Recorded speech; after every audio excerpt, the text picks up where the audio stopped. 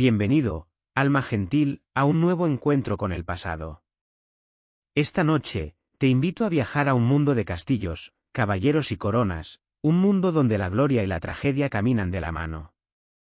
Tal vez estés escuchando esto mientras el día se desvanece y tus pensamientos se aquietan, o quizás ya estés recostado, con los ojos pesados.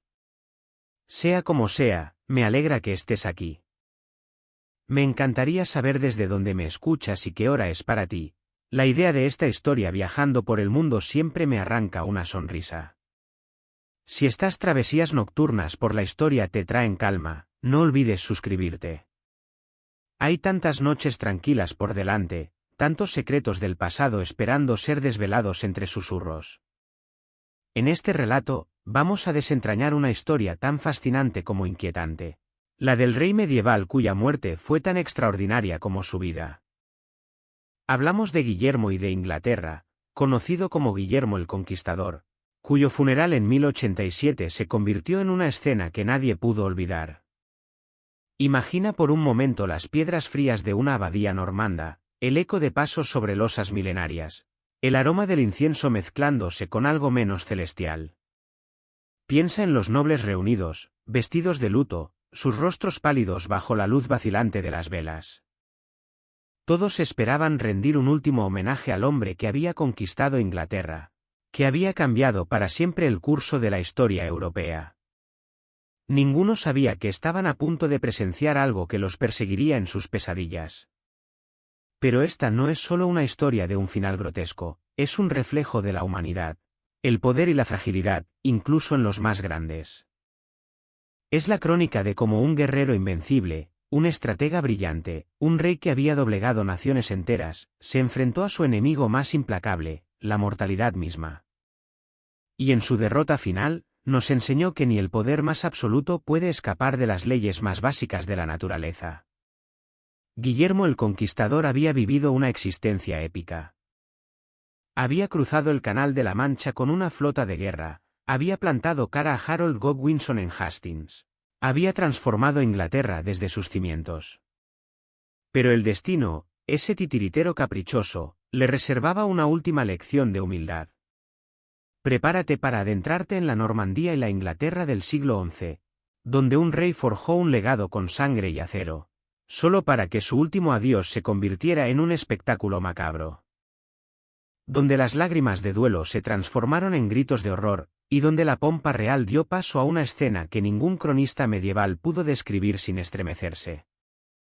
Comencemos este viaje al amanecer de un día fatídico, cuando las campanas de una iglesia normanda anunciaron no solo una muerte, sino el comienzo de una historia que aún resuena hoy, susurrando verdades incómodas sobre la condición humana.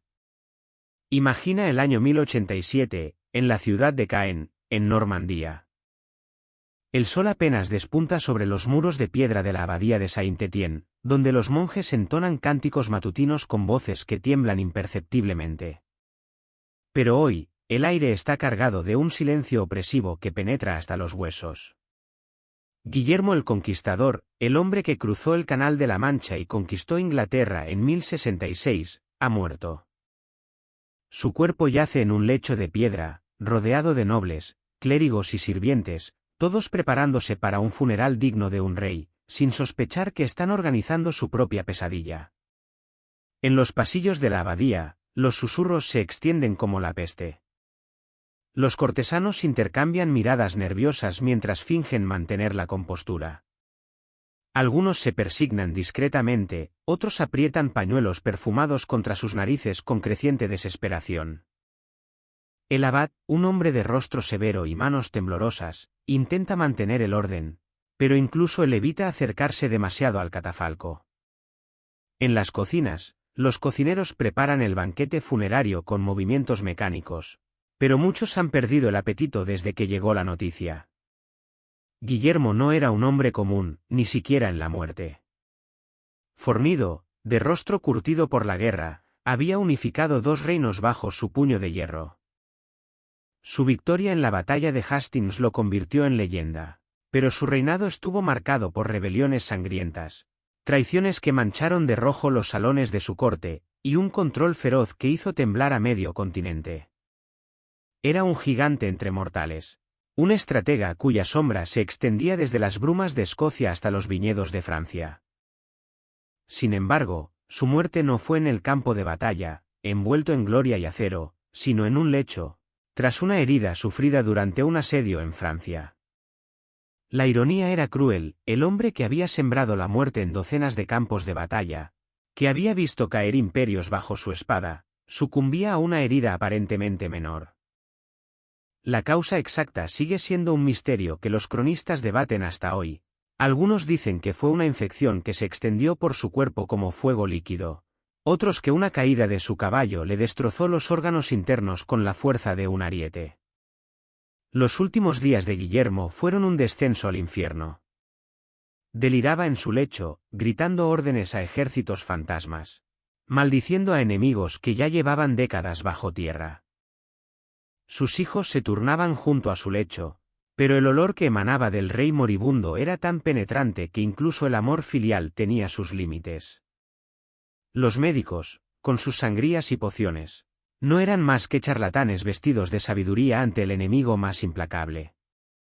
Lo que sí sabemos, por los testimonios de quienes lo presenciaron, es que su final fue lento y doloroso. Su cuerpo, abandonado por días en el calor insoportable del verano normando, comenzó a cambiar de maneras que habrían horrorizado incluso a los veteranos de guerra presentes. La piel adquirió tonalidades que ningún pintor se habría atrevido a plasmar, y el hinchazón progresivo transformó al conquistador en algo que apenas parecía humano. Mientras los preparativos del funeral avanzaban con la urgencia del pánico disfrazado de protocolo, la tensión crecía como una tormenta silenciosa. Los nobles discutían sobre la sucesión con voces cada vez más estridentes, pues Guillermo había dividido sus tierras entre sus hijos como un último acto de crueldad póstuma, sembrando rivalidad que florecería en guerra civil. Roberto reclamaría Normandía, Guillermo Rufo se quedaría con Inglaterra, y Enrique observaría desde las sombras, esperando su momento. Los clérigos, por su parte, se esforzaban por organizar una ceremonia que honrara al rey, pero las señales de descomposición eran imposibles de ignorar, como gritos silenciosos que atravesaban el incienso más espeso. En la Edad Media, embalsamar un cuerpo no siempre era una práctica común, especialmente en casos tan avanzados, y el calor de septiembre aceleraba el deterioro con la implacabilidad de un reloj de arena. Los sirvientes, con paños perfumados en agua de rosas y lavanda, intentaban disimular el olor que se filtraba por cada grieta de la piedra, pero el cuerpo del rey, hinchado por los gases de la putrefacción, era una bomba de tiempo cuyo mecanismo nadie comprendía completamente. La procesión comenzó al mediodía, con el féretro llevado en andas por las calles empedradas de Caen por 8 nobles que luchaban por mantenerla dignidad mientras sus rostros se tornaban verdosos.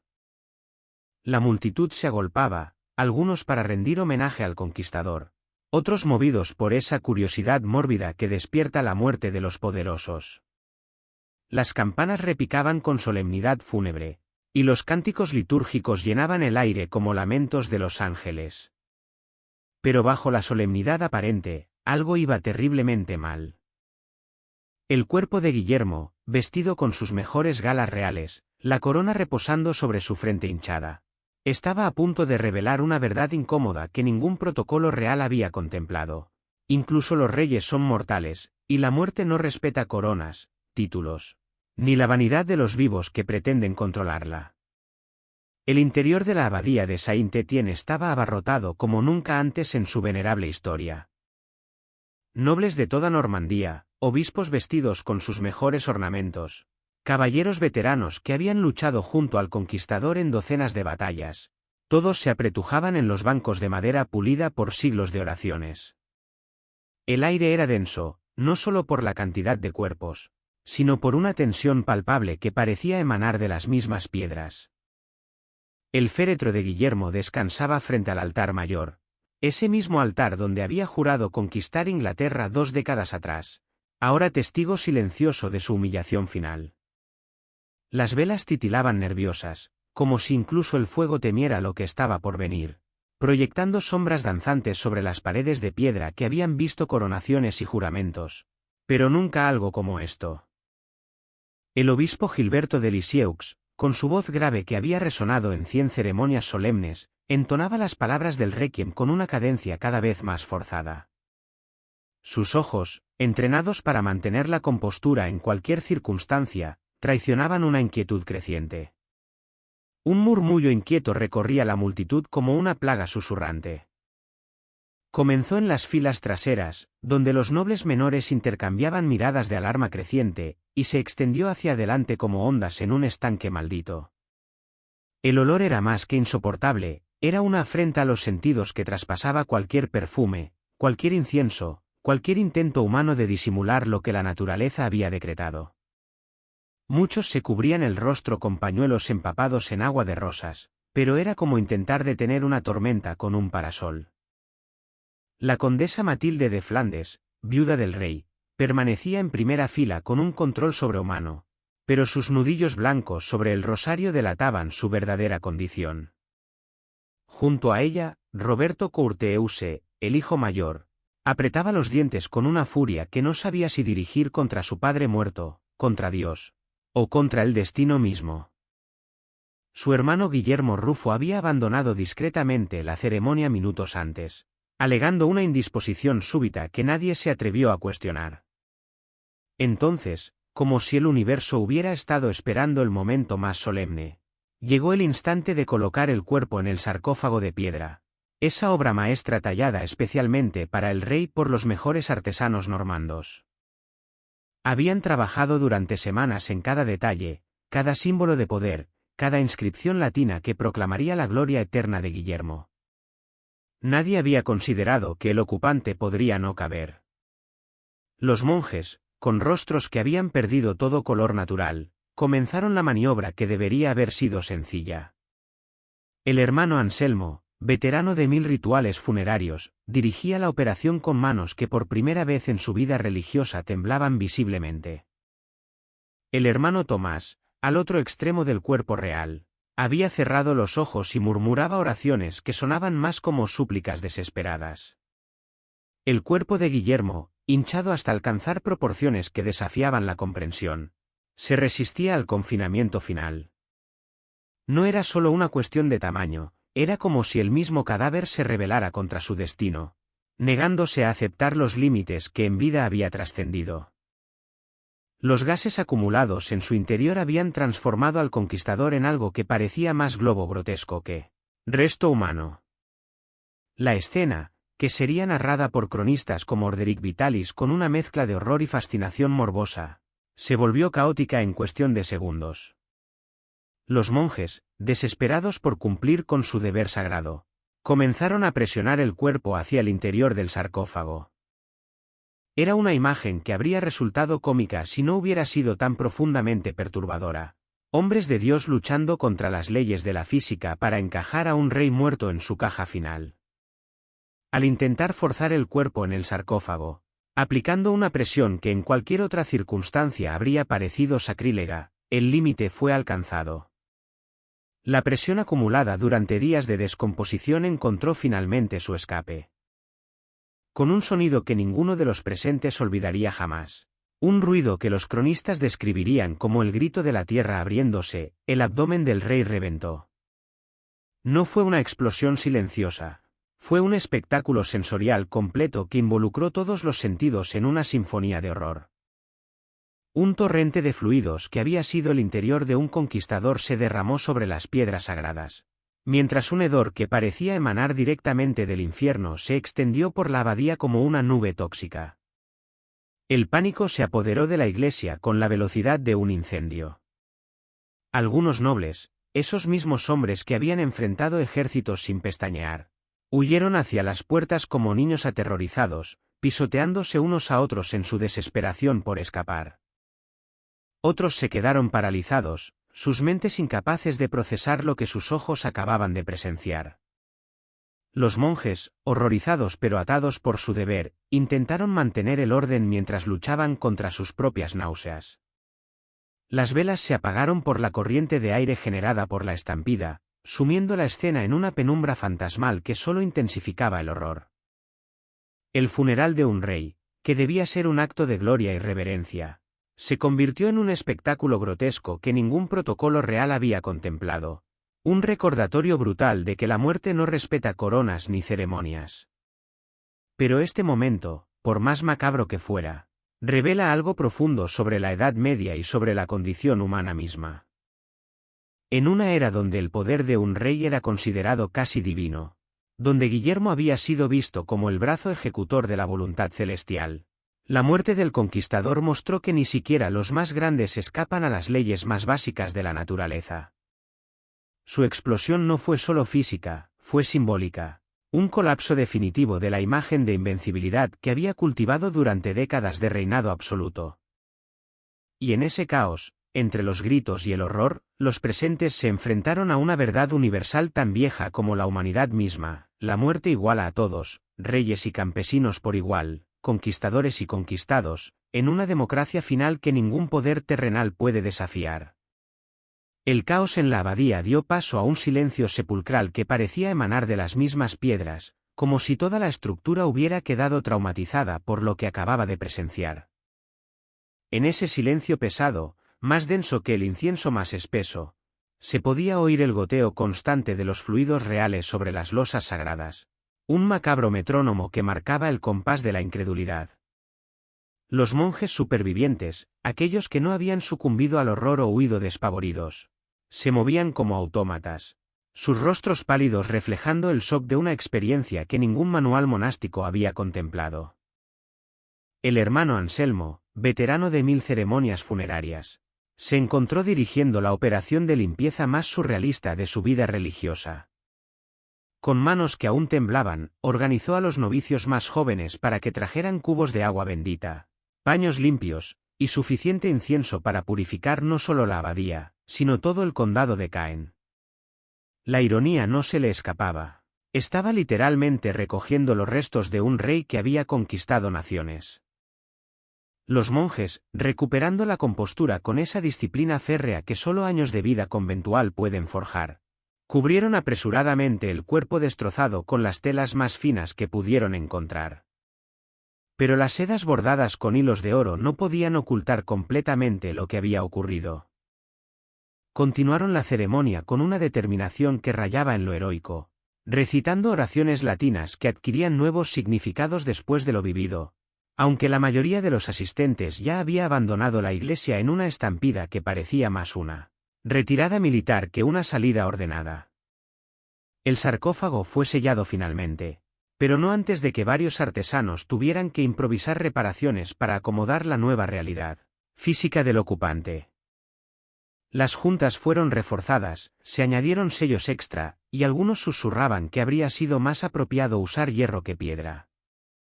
Las puertas masivas de Saint-Étienne se cerraron con un eco que resonó como un juicio final, dejando atrás no solo un cuerpo real, sino también una leyenda que crecería con cada repetición. La noticia del funeral desastroso se extendió como fuego por Normandía e Inglaterra, viajando más rápido que cualquier mensajero real. En una época donde las noticias se transmitían de boca en boca, esta historia tenía todo lo necesario para convertirse en viral medieval, era escandalosa, involucraba a la realeza, y contenía elementos tan grotescos que nadie podía resistirse a contarla. Se convirtió en una mezcla explosiva de chisme cortesano, horror visceral y moraleja religiosa que satisfacía todos los apetitos narrativos de la época. En las tabernas de Rouen, los comerciantes intercambiaban versiones cada vez más elaboradas del incidente mientras bebían cerveza turbia bajo la luz vacilante de las velas. En los castillos de Inglaterra, los nobles que habían huido de la ceremonia encontraban cierto alivio terapéutico al relatar su experiencia, cada narración añadiendo detalles que habían olvidado mencionar anteriormente. La gente hablaba del rey cuyo final fue tan indigno, pero las interpretaciones variaban según el narrador y la audiencia. Para algunos, especialmente entre las clases populares que habían sufrido bajo el yugo normando, era un castigo divino merecido por las crueldades de Guillermo, las aldeas quemadas hasta los cimientos, los rebeldes anglosajones ejecutados sin misericordia, las tierras ancestrales arrebatadas a sus legítimos propietarios para ser entregadas a señores normandos. Estos relatos adquirían tintes de justicia poética, donde Dios mismo había decidido humillar al tirano en su momento de supuesta gloria, Para otros, particularmente entre los normandos que habían prosperado bajo su reinado, era simplemente la prueba irrefutable de que la muerte no respeta rangos, títulos, ni conquistas. Esta interpretación, menos vengativa pero igualmente poderosa, convertía el incidente en una lección universal sobre la futilidad del orgullo humano y la inevitabilidad de la mortalidad. Los cronistas medievales, esos meticulosos guardadores de la memoria histórica, como Orderic Vitalis y Guillermo de Malmesbury, registraron el incidente con una mezcla fascinante de precisión histórica, fascinación morbosa y reproche moral. Sus relatos, escritos en latín para la posteridad, aseguraron que la historia perdurara mucho más allá de las habladurías populares, inmortalizando el momento en pergaminos que sobrevivirían siglos. Mientras tanto, las consecuencias políticas del desastre funerario se entrelazaban con la sucesión de Guillermo, creando una tormenta perfecta de inestabilidad. Sus hijos, Guillermo Rufus en Inglaterra y Roberto Courteous en Normandía, lucharon por el control de los territorios paternos con una ferocidad que sugería que la lección de humildad del funeral había caído en oídos sordos. Las divisiones que el rey había sembrado en vida florecieron en conflictos abiertos que desangrarían ambos lados del Canal de la Mancha durante décadas. La abadía de Saint-Étienne, marcada para siempre por el escándalo, se convirtió paradójicamente en un lugar de peregrinaje curioso. Visitantes llegaban desde lugares remotos, oficialmente para orar por el alma del rey, pero en realidad para ver el lugar donde había ocurrido el milagro inverso. Los monjes, inicialmente mortificados por la atención indeseada, eventualmente aprendieron a canalizar la curiosidad morbosa hacia propósitos más elevados, utilizando la historia como punto de partida para sermones sobre la vanidad terrenal. Pero en medio de las habladurías, los chismes cortesanos y las interpretaciones políticas, emergió una reflexión más profunda y universal. La vida de Guillermo, llena de conquistas épicas, batallas gloriosas, y poder absoluto, había terminado en el recordatorio más humilde posible de nuestra mortalidad compartida. Su explosión póstuma se convirtió en un memento mori más poderoso que cualquier calavera tallada o pintura de vanitas. Por las noches, cuando las candelas ardían baixo en los hogares normandos e ingleses, las familias compartían esta historia junto al fuego. No la contaban solo como un cuento macabro para entretener las horas oscuras del invierno, sino como una lección moral profunda. Los ancianos, con sus voces gastadas por años de sabiduría acumulada, enseñaban a los jóvenes que incluso los reyes más poderosos deben enfrentar el juicio final, y que toda la grandeza terrenal es tan efímera como el humo que se alzaba de sus hogares. Estas veladas, llenas de relatos que mezclaban historia, moral y entretenimiento, reforzaban los lazos comunitarios y transmitían valores que trascendían el escándalo del funeral, creando una tradición oral que perduraría generaciones. Y así, la historia de Guillermo el Conquistador termina no con un grito de victoria, sino con un estallido que resonó más allá de las paredes de una abadía. Pero esta no es solo una anécdota grotesca, es un espejo de nuestra humanidad. En el siglo XI, como hoy, los hombres y mujeres luchaban por dejar un legado, por ser recordados, solo para descubrir que la muerte tiene su propia manera de escribir el final. Guillermo, el hombre que conquistó un reino, nos enseña que el poder, por más grande que sea, es temporal. Su funeral, un desastre que pudo haberse evitado con mejores cuidados, refleja las limitaciones de su tiempo. Una medicina rudimentaria, un mundo donde la muerte era tan cotidiana como impredecible. Pero también nos invita a reflexionar sobre nuestra propia era. ¿Cómo honramos a nuestros líderes? ¿Cómo enfrentamos nuestra propia mortalidad? Estas preguntas, que los normandos susurraban en sus hogares, siguen siendo nuestras. Si esta historia te ha hecho pensar, te invito a seguir explorando con nosotros. Hay tantas historias del pasado que esperan ser contadas, cada una con lecciones que iluminan nuestro presente. Mientras las estrellas brillan sobre ti, donde quiera que estés, recuerda al rey cuya vida fue una conquista, pero cuyo final fue un recordatorio. Todos somos polvo, y al polvo volveremos. Buenas noches, y que tus sueños estén llenos de historias que aún no hemos contado.